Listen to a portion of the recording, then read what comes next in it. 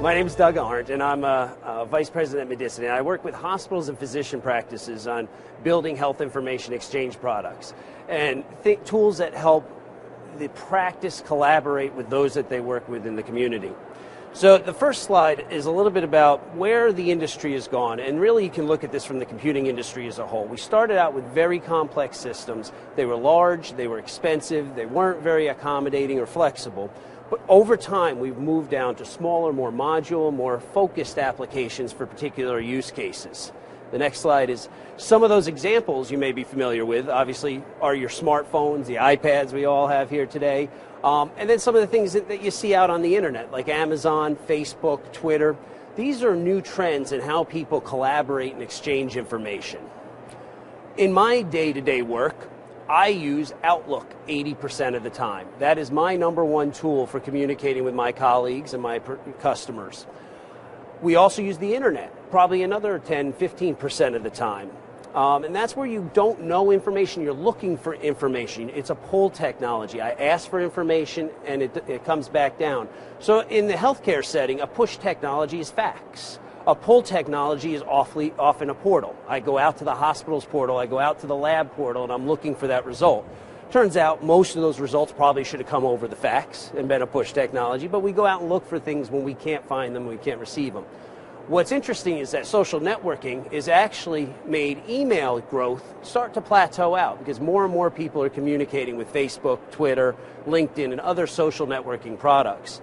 So if we take those concepts and apply them to healthcare, we can break down different types of use cases and workflows that we use. We go out to healthcare portals to pull information. We receive information either electronically or by fax.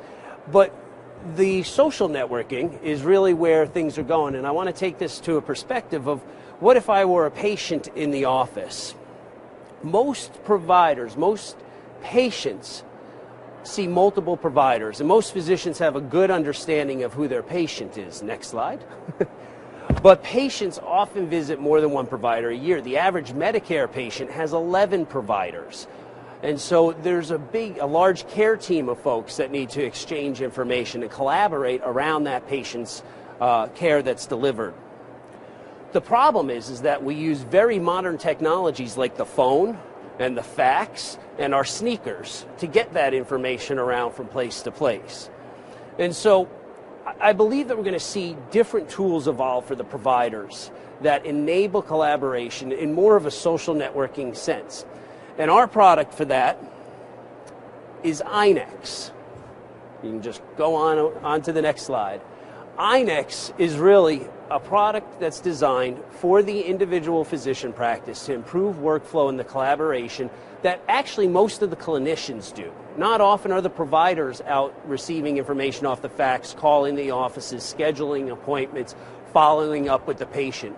And so iNexx allows a very quick time to value because of its simplicity, and most of all, it allows everybody to be autonomous and act as themselves. So regardless of what other health information exchange initiatives are in the area, that the practice can look out for their best interests and apply the tools that are right for them. iNexx is a platform that you can go out to the internet and any eligible provider can download and register for free, and that allows them, next slide, to begin to create their own network of those folks that they work with, those folks that they collaborate. Most practices only have a handful of specialists, 1 or 2 hospitals, 1 or 2 labs that they work with. So they don't need to connect to everybody in the area, but the ones that drive the value to them. And so iNexx is a platform similar to the smartphone for which you can download the applications that you'd want to run. Next slide. It's really focused around workflow. It's not an EHR, but it complements an EHR for both a paper-based practice or an electronic practice. EHRs often replace the filing cabinet, the medical record. iNexx replaces the phone tag, the faxing of information back and forth between providers, the printing out of the document and handing it to the patient and have them bring it to where they're going. Next slide. I'm on 13, by the way, for those that just joined.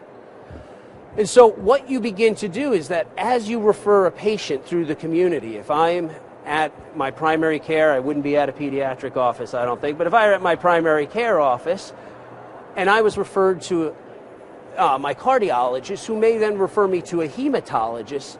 As you do that, you begin to build this virtual network. You can call it a social network. It's sort of like going out on Facebook and saying, hey, my lab test came back okay, and sending that to all your providers.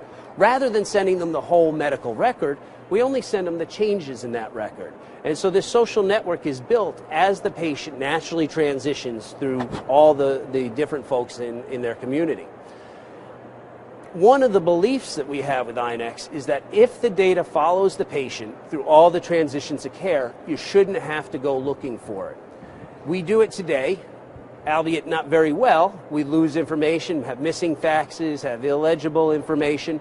But that's what we're trying to do, is replace that manual process that clinicians, referral coordinators, office staff are doing hours each day, scheduling patients, looking for information, by building this virtual care team. And this concept was built off of the patient-centered medical home model, where the primary care provider, the pediatrician in our case, would be sort of in the middle of that, helping to dictate who gets that information, how they get it, and when they get it. Next slide, 14. So iNexx also allows you to connect to private networks that are out there. Many hospitals and labs have private networks so that you can subscribe to their information electronically, so that they can push information like a lab result directly from the practice into the hospital. But it's often difficult to create that environment that makes it secure and seamless to go right into the patient's medical chart inside your EHR, or even in the most basic cases to a piece of paper inside the paper medical record. So iNexx not only allows you to collaborate with other providers, but allows you to collaborate with labs and hospitals to get information like discharge summaries and things. But it still allows the provider to be independent and autonomous, so that they only have to subscribe to the information that they find valuable. If they don't want inpatient labs, then they shouldn't get inpatient labs. If they don't want prelims, they shouldn't get prelims.